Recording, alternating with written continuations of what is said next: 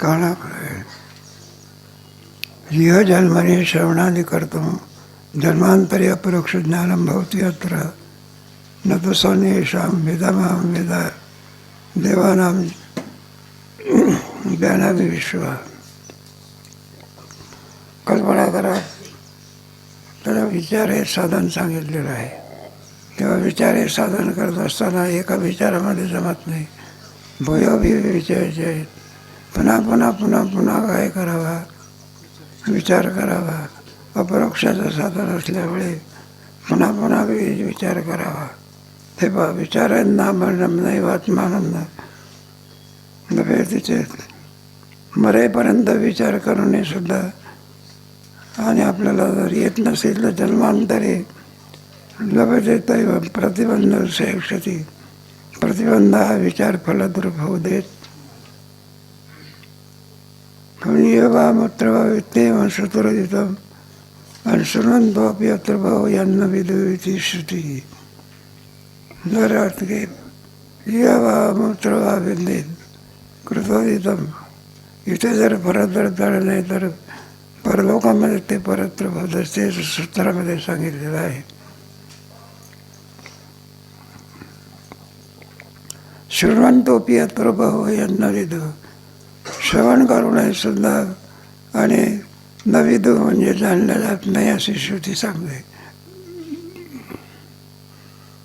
35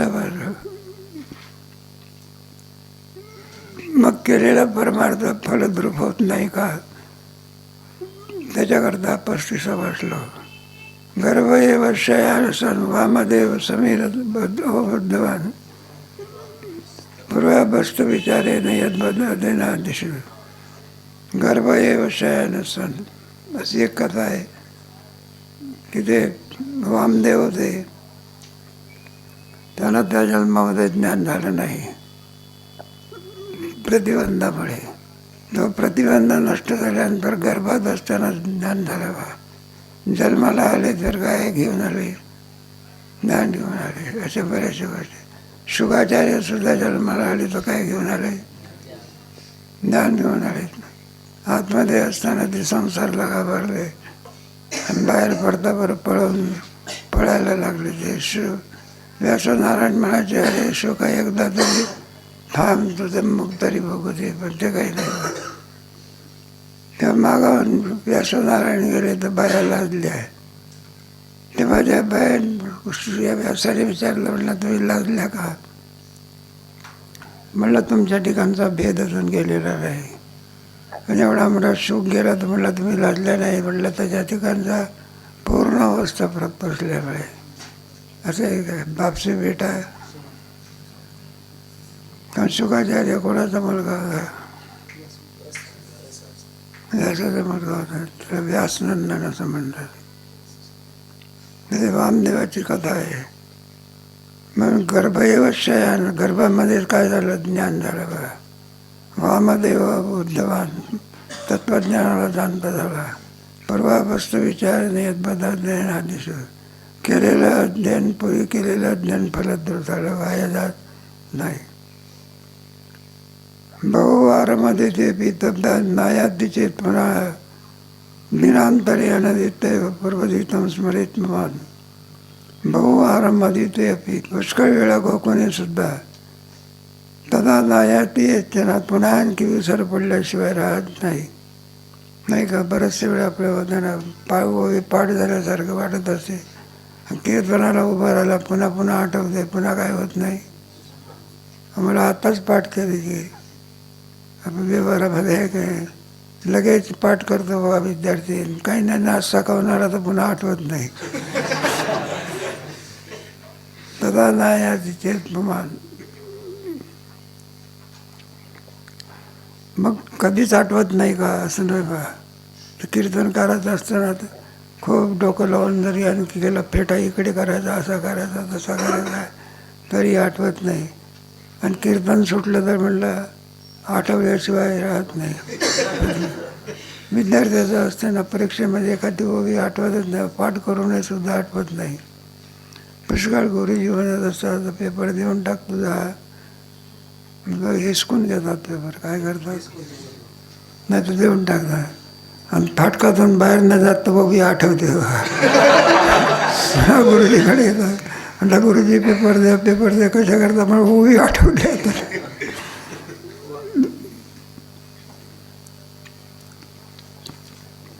म्हणून ते इथे सांगतात दिनांतरे अनदितैव, दुसऱ्या दिवशी आठवल्याशिवाय राहत नाही. पूर्वाधितम स्मरेता, पूर्वी केलेला अभ्यास तो अभ्यास फुकट जात नाही. वेळेवर जरी आठवला नाही तरी पुन्हा आठवल्याशिवाय राहत नाही. आदि शब्देन परिगृह्यते दृष्टांतरांना आह, कायेन परिपच्यन्ते कृषिगर्भोदय यथा तद्वदात्मविचारापि शनकालेन पच्यते. कालेन परिपच्यन्ते कृषी गर्भादयात यथा.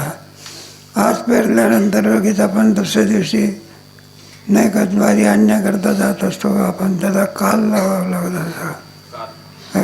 ते शेतकरी लोक असतात ना, त्यांना माहिती असतं किती ज्वारी किती दिवसामध्ये कोणत्या कालामध्ये कोणत्या 3 महिन्यानंतर कशी वाढ होते, 2 महिन्यानंतर कशी वाढ होते पिकाची.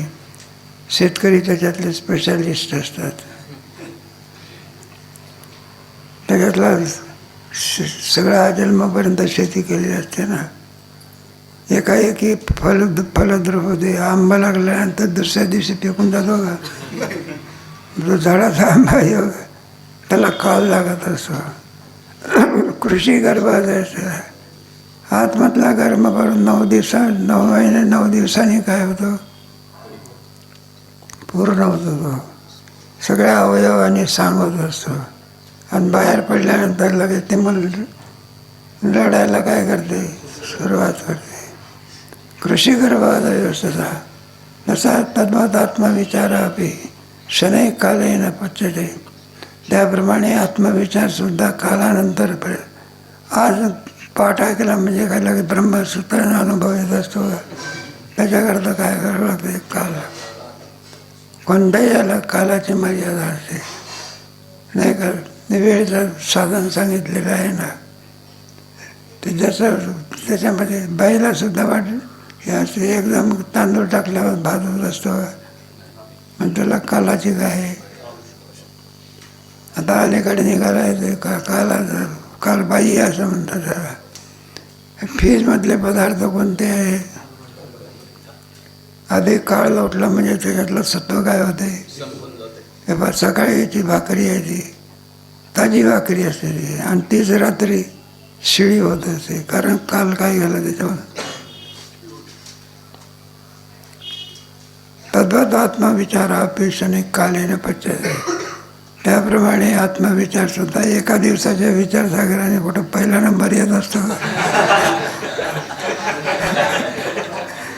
तरी नुसतं परिचय झाला का त्याचं ज्ञान ग्रहण करावं लागत असतं. पुन्हा पुन्हा विचारे पी त्रिविध प्रतिबंधता नव्यतितं तत्तत्तं वार्तिके सम्यगिरितं. पुन्हा पुन्हा विचारे पी त्रिविध प्रतिबंधता. पुन्हा पुन्हा पुन्हा पुन्हा विचार करून हे सुद्धा येऊ शकत नाही. काय येत नाही? काहीतरी प्रतिबंध असला पाहिजे. एकाच वेळेला 2-3 गोष्ट येऊ शकत नाही. एखादा नाही का आपला म्हातारा असतो, सूनबाई असते, पाळण्यामध्ये मोल घातलेलं असतं, मग सूनबाई स्वयंपाक करते आणि म्हातारा तो पाळण्याला धोका देते म्हणा किंवा काय करते व्यवहारामध्ये. म्हणजे हरिपाठ चालू आहे बघा आणि त्याच्यात पुन्हा काय देतो? बाळाला पाळणा हलवतो आपला. मग काय करत असतो? असं ना लगेच म्हणतो त्रिवेणी संगमी नाना तीर्थे ब्रह्मीन. लगेच मग हरिउच्चार आणि आनंद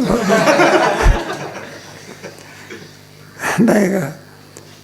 कारण मधला काय आहे तो प्रतिबंध आहे. पुन्हा पुन्हा विचार करतो तरी सुद्धा येत नाही. एकाच वेळेला 2 कार्य होऊ शकत, एकच होत असते. 3 प्रकारचे प्रतिबंध असल्यामुळे विचार फलद्रूप होत नाही. कुठे सांगितलं आहे न व्यक्ती तत्त्व, तत्वाला मनुष्य जाणू शकत नाही. एकदा एखाद जमीन आणि खोदले म्हणजे काय पाणी लागत असते का? मग कुठपर्यंत खोदावे लागते? जोपर्यंत पाणी लागत नाही तोपर्यंत. मग ओवी कुठपर्यंत पाठ करायला लागत असेल? आजची ओवी न पाहताना उद्या जर कळाली तर मला पाठांतर झाली. त्रिविध प्रतिबंधका म्हणून वार्तिके सम्यकीर्तम वार्तिक लिहिलेले आहे वार्तिककारांनी. त्या वार्तिकामध्ये आणखी सांगितलं जे आपल्याला माहिती नसतं ते पुन्हा पुन्हा सांगण्याकरता जे वार्तिक असतात, शास्त्राचे अर्थ ते कळण्याकरता वार्तिकाचा उपयोग होत असतो. कुतस्थं ज्ञानमिति चेत निबंधन परीक्षयात असो वा भूतो वा भवे वा वर्तते अथवा. कुतस्थं ज्ञानम इति चेत का म्हणलं त्याला ज्ञान कसं होते? मग त्रिविध प्रतिबंध परीक्षा, 3 प्रकारचे प्रतिबंध आहेत. ते 3 प्रकारचे प्रतिबंध केले म्हणजे मग त्याला काय होते? ज्ञान होत असे. 3 प्रतिबंध कोणते? असो वा भाव वा भावे वा. असो म्हणजे वर्तमान प्रतिबंध, भूत प्रतिबंध आणि भावी प्रतिबंध.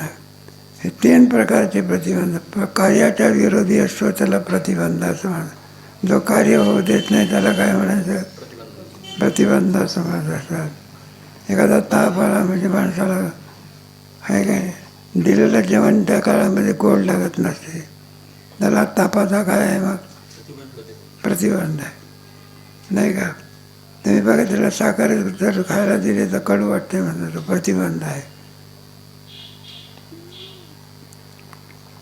तेव्हा हे 3 प्रकारचे प्रतिबंध. एक भावी प्रतिबंध, वर्तमान प्रतिबंध, भूत प्रतिबंध. हे प्रतिबंध निवृत्त झाले म्हणजे त्याला ज्ञान होते. भवतु एवं त्रिविध प्रतिबंधः ततः किम इति भवति एवं 3 प्रतिबंध. बघा कोणते 3 प्रतिबंध? अधीत वेद वेदार्थे अपि एव न मुच्यते हिरण्यनिधी दृष्टांतादिदमेव दर्शितम्. त्याला एक दृष्टांत देऊन या प्रतिबंधाविषयी माहिती सांगतात. अधीत वेद वेदार्थे अपि एतत् न मुच्यते हिरण्यनिधी दृष्टांतादिदमेव दर्शितम्. हिरण्यनिधी असं सांगतात जमिनीच्या आतमध्ये आणि निधी आपला गर्भ लोकांनी असं पुरून ठेवलं. आता बँके निघालेल्या आहे. आज सगळा पैसा आपण कुठे नेऊन पोहोचतो? पूर्वीच्या याच्यामध्ये कुठल्या बँके. मग काय करायचं? म्हातारी बाबाने मला दिसू नये म्हणून मग निधी सब जमिनीमध्ये काय करायचा? निदैवाच्या परिवारी मोहया वृतलिया आणि ते तर पैसोनी उपवास करी का दारिद्र्य. त्याला हिरण्यनिधी दृष्टांत इदमेव दर्शन हे सांगितले आहे. हिरण्य शब्दाचा अर्थ सोन्याची, सोनं असं घेतलेलं आहे ना. त्याच्यामध्ये खाली सोनं आहे आणि वर बसलेलं आहे, वरून माती दिसते आहे त्याला. ही गोष्ट सांगितली जाते. त्याप्रमाणे खोदल्याशिवाय जसं ते सोनं आपल्या हाताला लागू शकत नाही, वरचा प्रतिबंध काढला म्हणजे सोन्याची उपलब्धी होते. अधीत वेद वेदार्थे एव न मुच्यते. तुमचे पंप असतात नाही, पाण्याचे पंप. एखाद्याने पंप लावला सांगितलं की इतके खोल गेलं की पाणी काही लागत नाही, बराचसा पैसा तो म्हणला खूप पैसा द्यावा लागेल. इतकं खोदूनही काही लागत नाही. त्याच्यातला तो दर्दी मनुष्य होता. तो म्हणला अहो पाणी आहेच की. अहो इतकं खोदलं, 500 फूट खोले गेलं तरी सुद्धा पाणी लागत नाही, टाकून दिलं. तो म्हणलं टाकू नका. पुन्हा बोलवलं. 2 फूट काय करायचं होतं राहिलेलं. 2 फूट खोदता बरोबर काय लागलं? पाणी लागलं. कारण 2 फुटाचा काय होता? प्रतिबंध होता.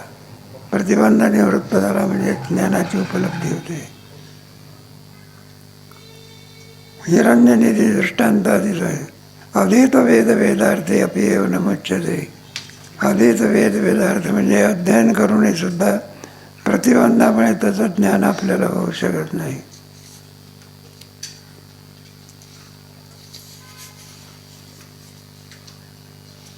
त्याच्याकरता आणखी असो वापी असं म्हटलेलं आहे ना. भूत प्रतिबंध पुढच्या श्लोकामध्ये सांगतात. त्या भूत प्रतिबंध करते. कोणीतरी ग्रस्त आपला नुकताच संन्यास घेतलेला म्हणा किंवा आपला हे होता, वेदांताचे पाठ चालत असत आपले विद्यार्थी वर्गात आहे ना. आता अलीकडे सखोल अभ्यास कोणी करत नाही. पूर्वीच्या आता काशीला सुद्धा शिकणारे म्हणजे जोग महाराजाची आळंदी संस्था आहे म्हणून बरं आहे इथे. नाही तर कोणी आता त्याच्याकडे काय करत नाही, लक्ष देत नाही. संस्थेचाच पाठ आहे ना का, बाकीच्या संस्था टीका म्हणून नव्हे. मोडकळी द्यायला लागलेल्या खायला लागलेले म्हणून बिनू नका कोणाला. आणि तो वाढ व्हायला लागली काय व्हायला म्हणजे आळंदी काशीसारख्या ठिकाणी सुद्धा आश्रम पडले, पण शिकवणारे आहे पण काही नाही, शिकणारे नाही. 2 पोरं असले तरी शिकवतात, पण आहेच कुठं. मोठ्या मोठ्या ठिकाणी ते कशा करता चाललेलं आहे आपलं. वेदांताचे पाठ असतात त्याला. वेदांत आहे ना आपल्या संस्थेमध्ये बरं आहे. आपलं वेदांताचे पाठ आहे, भक्तीचे काय आहे पाठ आहे, क्रियेचे पाठ आहे, सर्वांगीण उन्नती आहे. पण त्या गुरुजी सांगायला लागले, पण त्याला काय होईना ध्यानामध्ये ना. पुन्हा पुन्हा सांगायचे तरी काय होईना. मग त्याला विचारलं त्याच्या चित्तामध्ये काय होतं, का ध्यानामध्ये येत नाही. तर कोणातरी आणखी चित्रावरती म्हणा, कुठेतरी बॅलन्सवरती म्हणा, त्यांनी चित्र पाहिलं होतं, पण कोणाचं माणसाचं नाही, कोणाचं न सांगणं. बरं तुम्ही कोणातरी राणीवर त्याचं काय होतं प्रेम होतं, म्हैशीवर काय होतं. आणि ते गुरुजी वेदांताचे पाठ सांगते आणि ह्याच्या डोळ्यासमोरून कोण जाईना ते म्हैस सांगूनही सुद्धा इतकी वेळा तरी ध्यानामध्ये येईना. मग गुरुजीने विचार केला, म्हणला इतकं सांगून ज्या अर्थी याला येत नाही त्या अर्थी काहीतरी प्रतिबंध असला. मग खरं सांग बघू म्हणलं, तुला इतकं सांगून येत नाही, तू काय प्रतिबंध आहे. मग त्याने सांगितलं, म्हणलं आमचं माग पाठाला येण्याच्या पूर्वी कोणातरी बाईवर म्हणे मच्छीवर म्हणे आमचं प्रेम होतं, आणि त्याच्यामुळे तुमच्या पोटाला बसलो तिचीच काय होते. मग त्या अलग अलग लक्षामध्ये गुरुजीने वेदांत सांगणाऱ्या गुरुजीने त्या बरं का बाईच्या चित्तातलं काय सांगितलं, तत्व सांगितलं. ज्याच्यावरती तो प्रेम करतो ते प्रेम करण्यासाठी वस्तू नाही. बरोबर प्रतिबंध निवृत्त होतावर त्याला काय झालं, दृष्टांत इथे घेतलं. अतिशय नापी महिषी स्नेह प्रतिबंधता भक्षुतत्व न वेद गाथा लोके प्रगीयते. अतिशय नापी स्नेह महिषी स्नेह, महिषी म्हणजे इथं 2 घ्या, म्हशीवरती किंवा राणीवरती मला दोन्ही अर्थ दिलेला आहे. म्हशीवरती काय होतं, म्हशीपेक्षा राणीवरती जास्त. चित्तामध्ये आणखी ती बाई असल्यामुळे, प्रतिबंध असल्यामुळे त्याला सांगून सुद्धा तत्व समजेना. मग गुरुजीने काय केलं, भिक्षू तत्व न वेद, भिक्षू तत्व जाणून शिकत नव्हता. भिक्षू तत्व न वेद, भिक्षू तत्व जाणत नव्हता. अशी गाथा म्हणजे प्रगीयते म्हणजे अशी, आणि जिकडे तिकडे सांगितलं जात असे. गाथा म्हणजे ऐकलेला आम्ही आहे असं म्हणण्याचा प्रकार. मग गुरुजीने काय केलं, वेदांत सांगत असताना अनुसृत्य गुरु स्नेह महिषाम तत्वमुत्तवान तत्व यथावती असे प्रतिबंध संशयात अनुसृत्य गुरु स्नेह. गुरुजीने जाणलं म्हणलं याला काय येत नाही, तर बघ कोणातरी बाईवरती काय प्रेम आहे. अनुसृत्य गुरु स्नेह महिषाम तत्वमुक्तवान. तेव्हा ज्याच्यावरती तो प्रेम करत असतो ते प्रेम किती आणि हे आहे हे सांगून नाही का. महिषाम तत्व मुक्तवान, तत्वाचं काय करून दिलं, ज्ञान करून दिलं. देह जरी भिन्न भिन्न असले तरी जर सर्वांमध्ये असलेलं तत्व किती असते? नाना प्रकारचे देह आहे, देह अनेक आहे, पण त्यामध्ये असलेला सर्वागती राम सूर्यप्रकाशाचा. किती जरी आपल्याला घट दिसले तरी घट भिन्न भिन्न आहे, पण त्या घटामध्ये असलेला आकाश किती आहे? वेदांतशास्त्रात आणि सिद्धांत आहे. अजून आकाश काही 2-3 नाही, आकाश किती आहे? एकच आहे. बाकीचे पदार्थ जरी भिन्न भिन्न असले तरी आकाश यथा सर्वगतम सौक्ष्म्यात आकाशम सर्वत्र अवस्थितो देहे तथात्मा योगरिपे. म्हणून आकाश जसं लिप्त होऊ शकत नाही, त्याप्रमाणे शरीरामध्ये असलेला आत्मा कोणत्याही याने तो लिप्त होऊ शकत आहे का नाही? साधा आकाश जरी असला, किती पाऊस पडला भिजत असतं का ते? ज्वाला जरी निघाल्या अग्नीच्या तरी जळत असतं का ते? आकाश जसाच्या तसं तसा आत्मा कसं न जायते म्रियते वा कदाचित भविता वा न भूया जो नित्य शाश्वत वयं न हन्यते भेदाविनाशिनम नित्यम मजमूळ. सुंदर विचार भगवद्गीतेमध्ये 2ऱ्या अध्यायात अर्जुनाला सांगितलेला आहे. गुरुजींनी काय केलं ते तत्वच त्याला सांगितलं बा. येतो यथावत प्रतिबंध संशयात प्रतिबंध निवृत्त होता बरोबर तो भिक्षू तत्वाला काय करता झाला नाही का? वेदांतशास्त्रामध्ये काय असे तत्वाचा विचार करतात आहे. ज्या अर्थी जगत दिसते त्या अर्थी या जगताचं तत्व कोणतं असलं पाहिजे. त्याला तत्व, त्याला इंग्रजीमध्ये फिलॉसॉफी म्हणतात. ते मामासाहेब होते ना, ते फिलॉसॉफर होते, त्याला तत्वज्ञ असं म्हणतात. ते विद्यार्थ्याला शिकवायचं.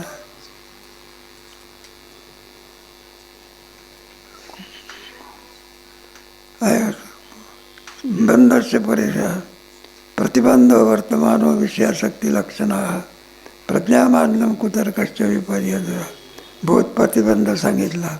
आता कोणता प्रतिबंध? वर्तमान प्रतिबंध, विषयाशक्ती लक्षणा आणि प्रज्ञामानम कुतर्कश्च विपर्य दुराग्रह.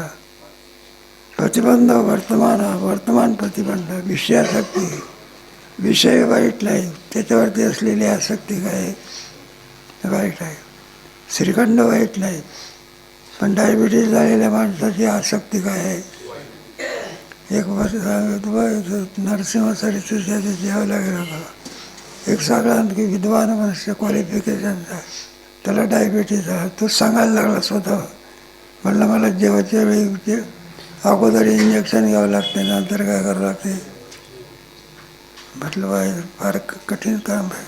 आणि तिथं जेवायला त्या शेजारीच बसला. आता ते मोठ्याच्या घरचं जेवण, ते श्रीखंडाचं जेवण. पहिलं श्रीखंड वाढलं बा, त्याने दुसरं काही न खाताने ताव कोणावर मारला. वाढायला आल्यानंतर आणि एक वाढ मी मनाचा हा सांगतो, इंजेक्शन घेतल्याशिवाय प्रतिभा काय करता येत नाही, जेवता येत नाही. आणि सर्व सोडून देऊन ताव कोणावर मारला. प्रतिबंध वाईट आहे का? याच्या ठिकाणी असणारी आसक्ती वाईट आहे. पण प्रतिबंध पदार्थ वाईट नाही, त्याच्यावरती असलेली काय आहे? आसक्ती वाईट नाही. तरी सांगत असतं प्रतिबंध वर्तमान विषयाशक्ती आणि पुढे लक्षणा. विषयाच्या या ठिकाणी असते तर प्रेम आपल्याला. साधू संतांचं काय असते? विषयावरचं प्रेम काढतात ना, ते प्रेम कोणाच्या नावावरती लावतात? देवावरतात आहे ना. आणखी कोणते प्रतिबंध नाही सांगा. प्रज्ञा बांधतात, सारख्याच बुद्धीचे लोक नसतात. कोणाची तीव्र बुद्धी असते, कोणाची मंद बुद्धी असते, कोणाची हे असते. त्याला प्रज्ञा बांधतात. 3 वेळा सांगून 10 वेळा सांगून सुद्धा. इथं एक विद्यार्थी होता, म्हणतात कथा सांगतात ते मारुती बाबा पाठ घ्यायचे.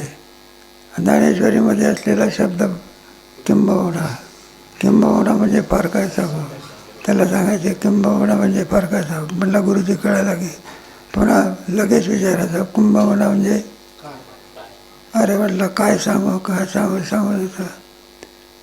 10 वेळा जरी सांगितलं तरी सुद्धा त्याला काय होईना, विचारच पडेना. मग बाकीचे विद्यार्थी म्हणायला लागले, गुरुजी कशाला वेळ घालवता त्याच्याबरोबर आमचा दाटी टाकून, आणि आमचा विनाकारण काय जातो, वेळ जातो. म्हणजे मारुती होते ते म्हणायला लागले, तुम्हाला माहिती आहे का मी ग्रामस्थ मनुष्य. मला हे पाहायला त्याला त्याचा अर्थ कळल्याशिवाय म्हटलं मी पुढेच जाणार नाही. पुढे जो किती वेळा विचारलं तरी काय करायचं, सांगायचं. म्हटलं इतका विद्यार्थी ढ होता तरीसुद्धा तो त्याला वरच्या श्रेणीला आणला. आणि त्याने शेवटी एक कीर्तनाचं पुस्तक लिहिलं. काय लिहिलं, मग मध्यंतरी कोणता काय प्रतिबंध आहे त्याला, आसक्ती नावाचा प्रतिबंध केला की तोच विषय आनंदाला काय होतं, प्रज्ञाबांधव कुतर्क.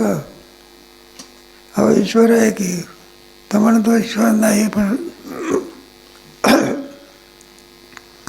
एक म्हणतो ईश्वर आहे आणि एक म्हणतो ईश्वर नाही. दुसरा म्हणत असतो ईश्वर नावाची वस्तूच. मग ईश्वर आहे हा कोणता सिद्ध, सतर्क म्हणायचं त्याला. आणि ईश्वराची नाही म्हणून सिद्धी करायची त्याला कोणता म्हणायचं, कुतर्क. आहे काय तर्क. आणि हे आमचे पिताश्री आहे, हे कोणतं झालं, अरे आमचे पिताश्री आहे कोणतं झालं, सतर्क झाला. आणि आमचा बापाचा आहे कशावरून, ते सिद्ध करून, हे कोणता कीर्तनात नाही सांगायचे, पाठ आहे. त्याला कुतर्क होतात. काय 4 वागलं तरी काय कुतर्क आहे सगळा. ईश्वर काय करीत नाही ते नाही का, ते कुठे मानतात का 4 वागलं. त्याला कुतर्क असं म्हणत असतात. विपर्य दुराग्रह,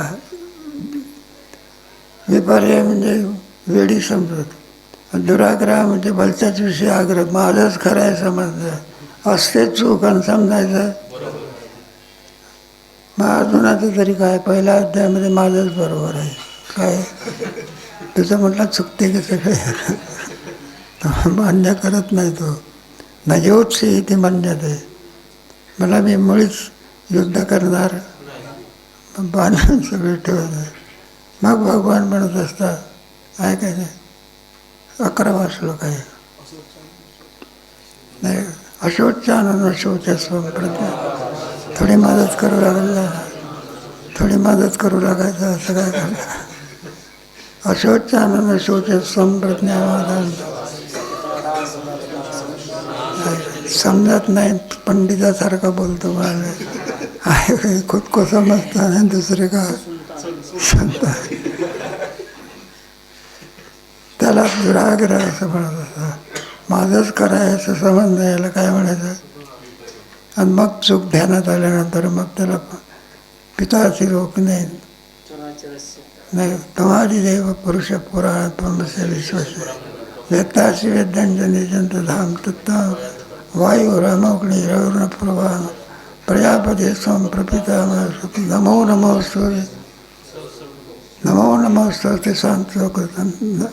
मग तिथला श्लोक आहे, झालेल्या विषयी पश्चाताप करतो. आणखी पुन्हा याचा क्रमाक्रमाने विचार केलेला आहे. एक प्रतिबंध सांगितल्यानंतर 2-3 प्रतिबंध सांगणार आहे, त्याचा विचार कधी करू.